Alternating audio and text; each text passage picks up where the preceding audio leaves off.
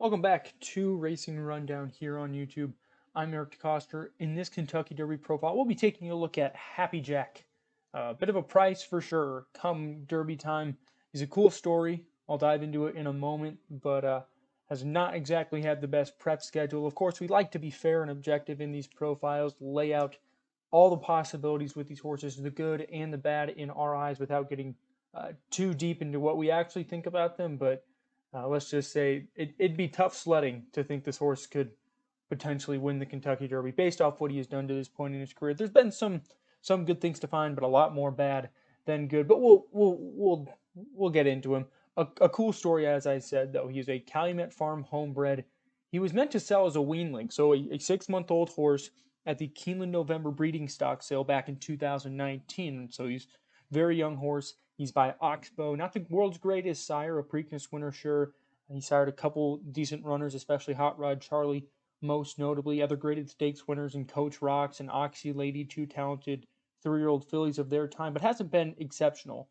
And he's out of a Tappet mare named Tapestry, who hasn't produced much either, wasn't that all successful on the racetrack. So all these factors, I don't really know what he looked like, but he received 0 bids as a winling in the sales ring. Nobody wanted this horse. Truly nobody. Everybody at that sale decided, hey, we're not going to bid on this horse. Nobody even wanted him for $1,000 to run in some BC rate track or in a foreign country. No, nobody wanted Happy Jack as a weanling. Well, Calumet Farm held on to him. They let him train. They sent him out to Santa Anita for Doug O'Neill to train him. He's made 4 starts in his career, and this was his debut. And you'll see why it's a little surprising now that nobody wanted to bid on Happy Jack. Ridden by Abel Cedillo here. Cedillo rode him in all 4 races. He's a very capable rider, but he will not be aboard for the Kentucky Derby. It'll be Rafael Bejarano, who's very well acquainted with Doug O'Neill, of course. Rode Golden Sense most notably for O'Neill. He's won over 4,000 races, won plenty of riding titles 8 to 10 years ago in Southern California. So he's capable, but it's Abel Cedillo for the races we're going to watch. We're going to go through all 4 races. Happy Jack's there in the black and the gold chevron silks. He was in the game early on, and then he kind of dropped back as they approached the far turn here. I believe he went off at 24 to 1 on this day. They go pretty quick for the quarter, so being further off the pace, not necessarily bad thing. The horse that's looming up 3 wide is the favorite in this race, a horse named Bletchley Park for trainer Bob Baffert. He was a $2.6 million 2-year-old in training or a yearling, whatever it was. He sold for a buttload of money. And here we have Happy Jack, who literally nobody wanted. He's starting to make his move. Red Shadow Roll. He's still 5th at this point, a couple lengths in striking range. You're thinking he's running okay. The speed horses are starting to get tired late, and here comes Happy Jack rolling up in between horses down towards the rail now, bursting through in the final 16th of a mile, taking over and drawing away to beat this $2.6 million horse. A fun little thing there, a literal $0 horse at one point in time. It just beat a $2.6 million blue blood there in Bletchley Park. But Happy Jack, good maiden win, earned a 75 buyer. You think there might be potential there, given that quality of victory. However, off of that win, the Connections decided to run him back just 2 weeks later in the Bob Lewis Stakes here at Santa Anita. He's the 5-horse breaking from the outside. He breaks well. He's in good shape. Blinkered once more, and he's going to take back kind of like he did in that first start. You can see trying to work his way in behind Wharton, who's in front of him towards the rail, and he gets there and he decides to set up shop. Meanwhile, Messier has gone to the lead, and the 3 horses in between them, not all that relevant. That's where Happy Jack sets up. We'll skip ahead just a touch now, closer to the backstretch. You see him being asked. It looks like they might be going a little quick on the front end. The fractions are, not really favorable to anybody. Maybe it would benefit a closer if there was an actual good one in here, but for now, Messier is kind of coasting on the lead. You see Happy Jack being ridden along at the rail to keep pace, not doing so much here as they come into the far turn, and I'll let you see how this totally unfolds. There you see him dropping back once more on the turn, and then there goes Messier crossing the line in front. There's Cabo Spirited 1,000 lengths behind, and Happy Jack just crossed the line in last. So nothing inspirational there. He lagged behind, but I think the 2-week layoff, more than anything, is kind of what did him in.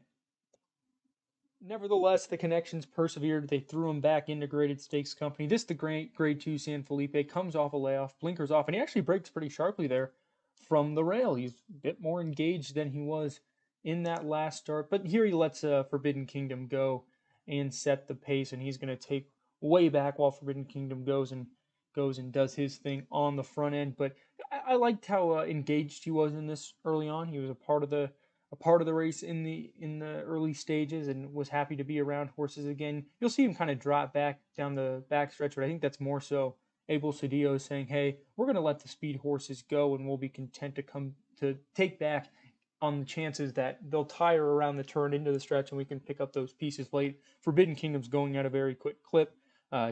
He kind of did this in his maiden win as well. You saw him drop back after being involved in the early stages, and that's exactly what he did here. Once again, I thought that was by design, but probably a little bit more than the rider would have wanted, because now he's in between horses, surrounded by rivals, and being called upon to give something. And he's already been passed by Doppelganger to his inside. Here he's going to have to go around a tiring foe in front of him, lose a bit more ground. But all in all, it's a more improved run from the Bob Lewis, and doesn't take a genius to realize that. But nevertheless, he's still very far behind a horse in Forbidden Kingdom, who, as you'll see, goes on to lose the Santa Anita Derby in his next start. He's keeping on at this point. He's 13 lengths or so back, and just does kind of run evenly down to the wire. We'll just skip ahead there, and you can kind of see there's not much to show. He's not picking up or anything, running pretty evenly. Everybody was towards the end of this race, but finishing up well enough, and did improve 21 points on his buyer from there. Once again, a much improved effort, decent gallop out there, but obviously not much to take away in terms of, this is a top level Kentucky Derby contender. And the fourth and final start of Happy Jack's career leading into the Kentucky Derby was the Santa Anita Derby. Once again, inside draw. Blinkers did go back on for this start. Why? I have no idea, but they're there, and Forbidden Kingdom goes to the lead.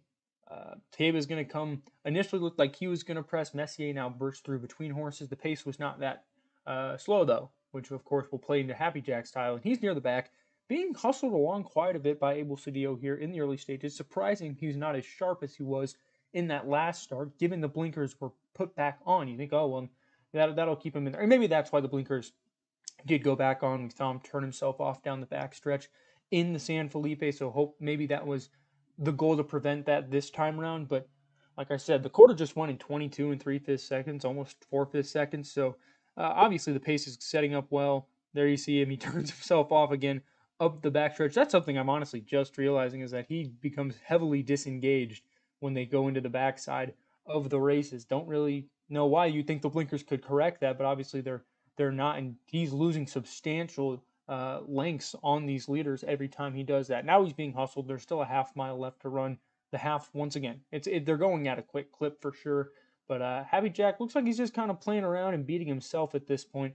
Still good, I'd say 8 lengths off the lead at this stage in the game, and he looks pretty detached now. I would have thought he's running last here. Messier's traveling well. He's just struck the lead. Taba's moving up into second. Forbidden Kingdom's giving way, but Happy Jack not showing much at this point.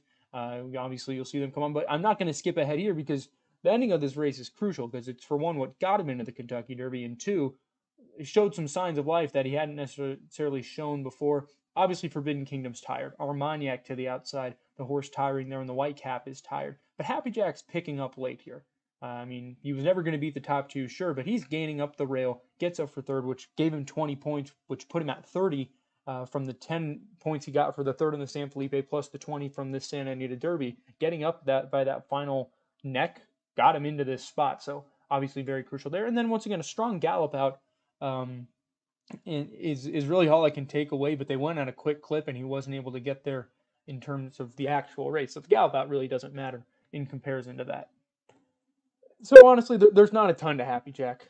We kind of know what he is, and it's honestly not a ton when it comes to Kentucky Derby, but he does have some pros. For one, he's improving.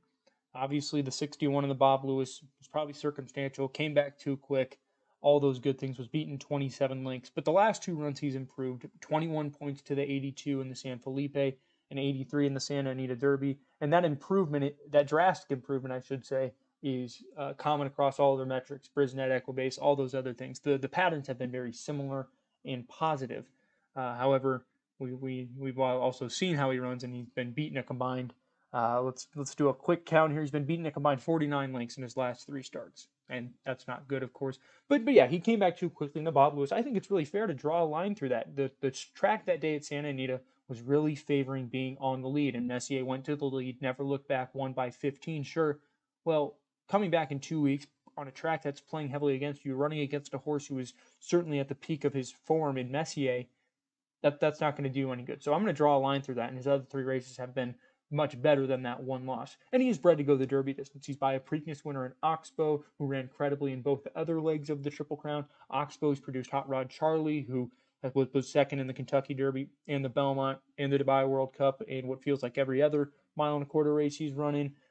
He's out of a Tappet mare, so there's distance for days around. And we did see those gallop outs. I know he wasn't really ever close in the race, but the gallop outs do show that he wants to keep running, and that's a good thing. He certainly is not going to be out of gas heading into the stretch of this year's Kentucky Derby. He might be 20 lengths back, but he won't be out of gas, and that'll be a positive. He might run 18th or 17th.